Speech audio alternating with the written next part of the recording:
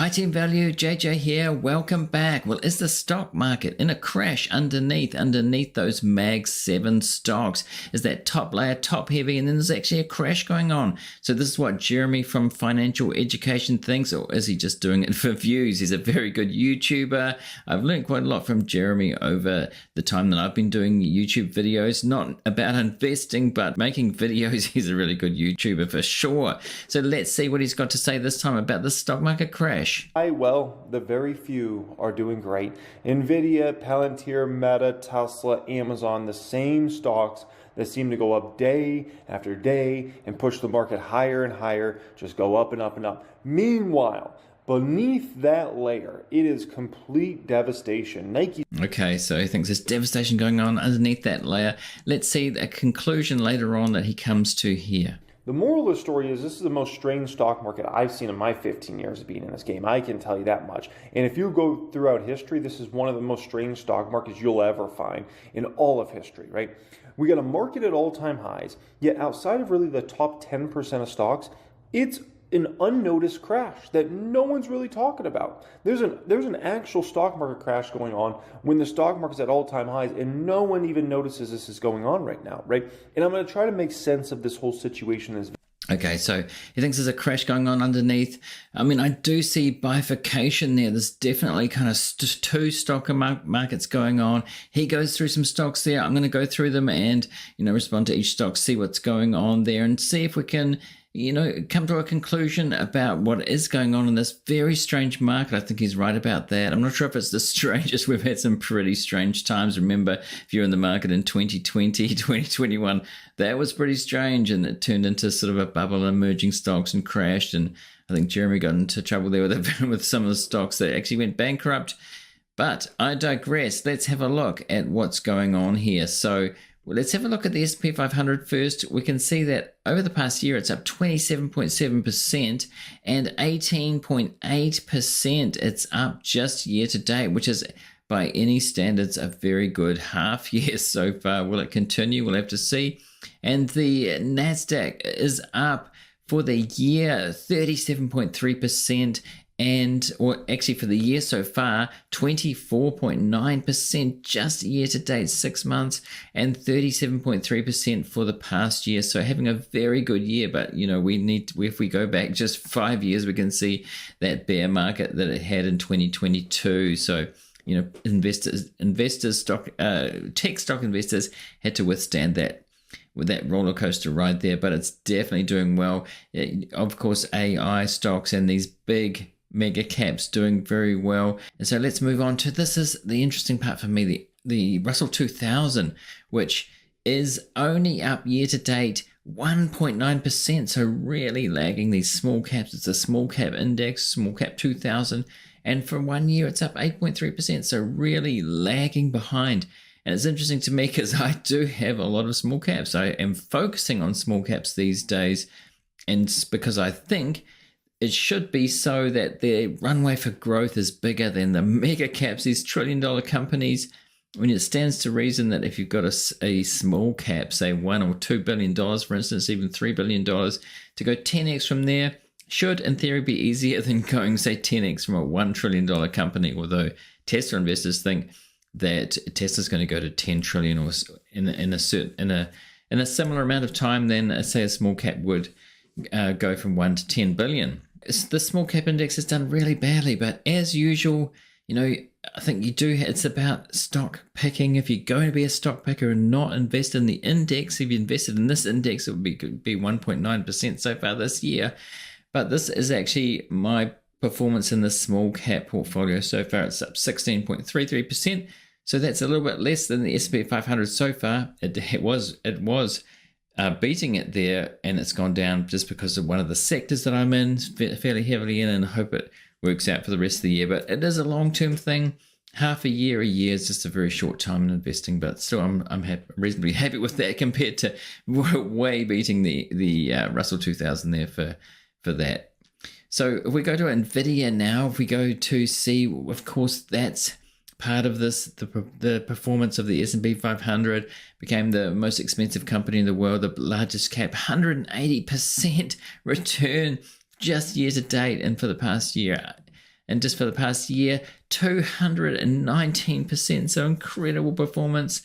Is it a bubble? People are there's conjecture about whether it's a bubble or not. I'm not going to make any sort of claim here one way or the other. This is not investment advice, by the way. This is just for this is for entertainment and general education purposes.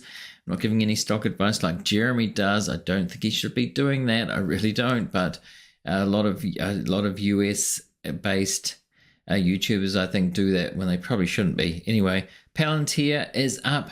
We year to date 71.4%, and for the past year 74%. So Palantir, another one having a good run there that he mentioned that he owns.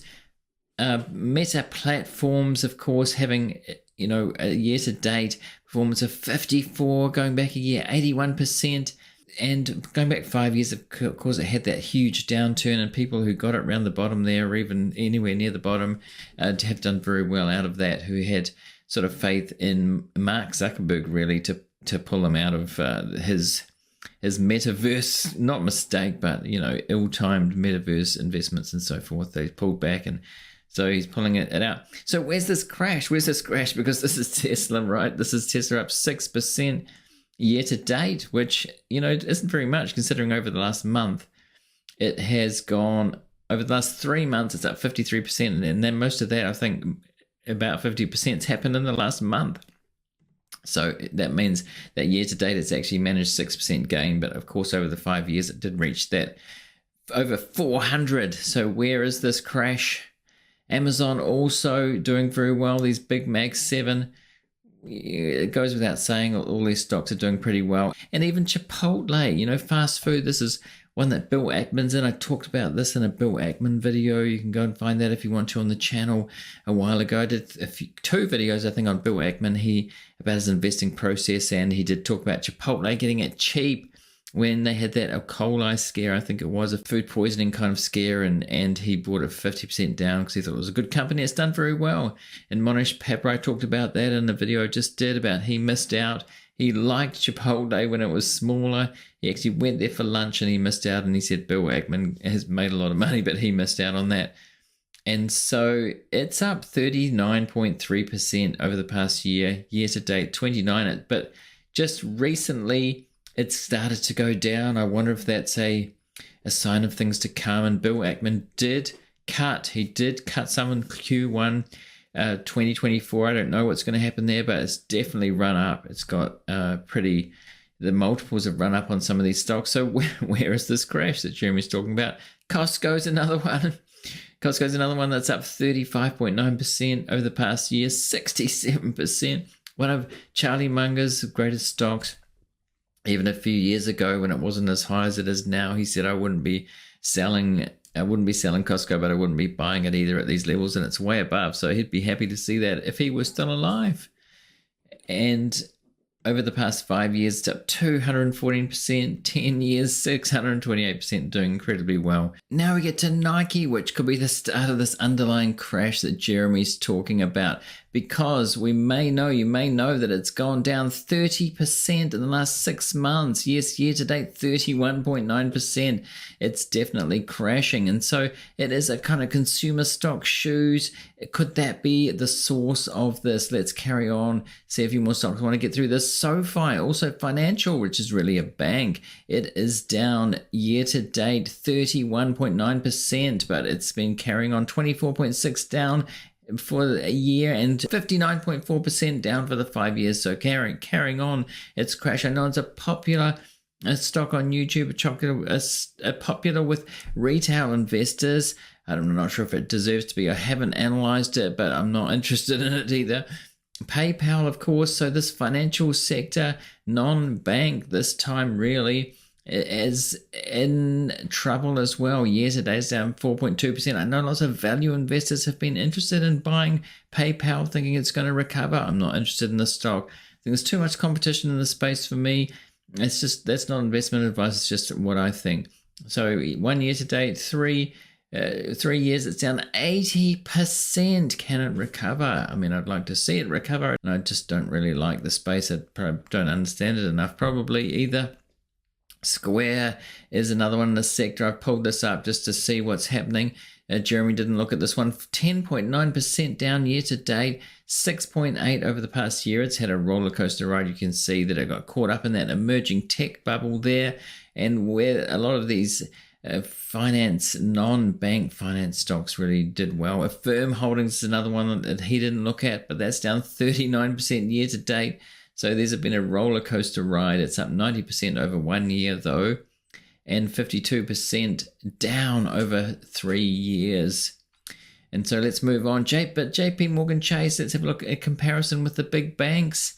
It's actually up year to date 20.8%, so doing really well. And over 1 year, 43.2%. So the big banks in comparison doing well, no crash there. So it is like this bifurcation in the market between these mega caps. I mean, JP Morgan is a massive cap, and Bank of America also 23.1% year to date, very good, and 45.6%. Now this is one that Warren Buffett owns. I think Berkshire Hathaway still owns this, and they went in and bought at times when it wasn't so elevated as it is now, but it's having a good year. So definitely bifurcation there in the types of companies, the types of stocks.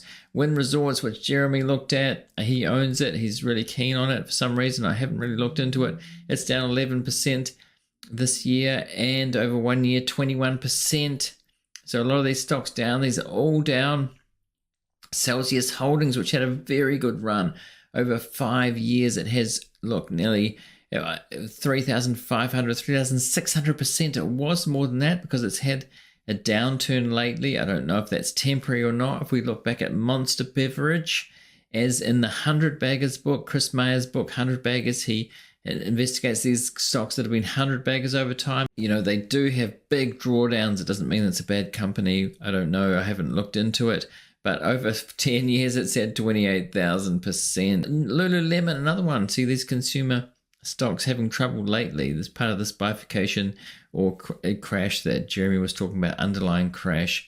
I mean, I haven't looked at all of this, lots of stocks. This is just a cross section, basically consumer oriented, and some financials as well. So year to date, it's down 43%, having a really bad year, and 1 year 22%, but over 5 years it's up 53%. So really not great performance over the 5 years now.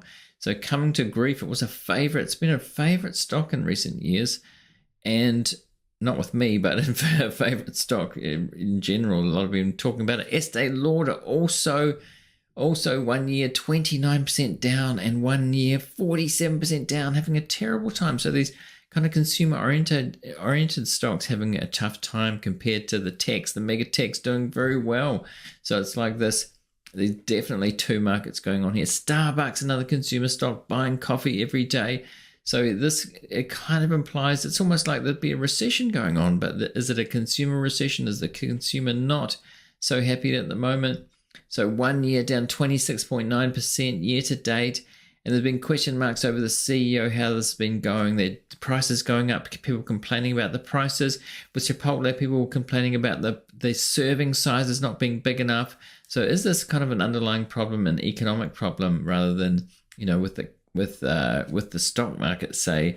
But so the mega tech's doing very well, very profitable generally, and these stocks, and Fubo TV, which is a favorite of Jeremy's, I wouldn't want to touch that one myself, but he's 61.9% down year to date. Wow, he hasn't talked about that much one lately, I don't think, and 52% down over a year. And McDonald's, another consumer stock, having a bit of a tough time, down 15%. So, way below the market. And this is another one that Buffett owns, Berkshire Hathaway, and Johnson & Johnson. And Peter Lynch would call this a stalwart stock, and it's done well over the long term, but down year to date 6%, 1 year down 6%, 5 years it's only up 11%, so not doing so well even over that relatively long term there.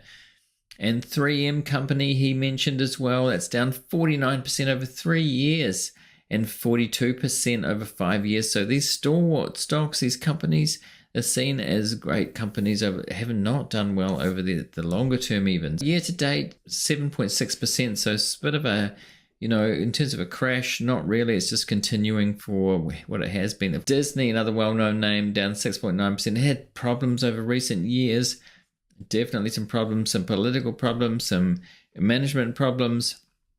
And it's down to 46.9% over 3 years. So no surprise there. So there's quite a few stocks, but it is selective on what's down and what's not. I wouldn't say it's across the whole market. Quite a bit of the market, apart from those big ones and these ones that are in trouble, is doing okay, just not fantastically well. So yes, the index is definitely weighted towards those big mega caps. It's not really accurate in terms of actually what's going on, but I'm not sure that there's a big crash going on yet underneath. It's just these particular stocks, or quite a few particular stocks, not doing well. And Boeing, of course, we all know the problems there.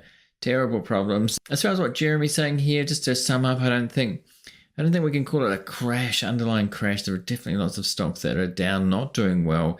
They're kind of consumer orientated, some financial ones, other sectors doing okay, but I would just call it bifurcation of the market. So these few stocks doing incredibly well, pulling that index up, more than one index. The Russell 2000 small caps not doing well. So it's pretty lackluster in general, the market, if you took out those big ones. But in some really doing badly, consumer orientated stocks there. We'll see what happens. Let me know what you think. What do you think is going to happen in terms of the market for the rest of the year and going forward? Do you think there's a crash going on underlying here or not? Let me know in the comments. Now, I'm going to put on screen a link to what YouTube thinks that you should watch next, and also a subscription button if you want to subscribe to this channel. Thanks to everybody for watching, and I'll see you in the next one.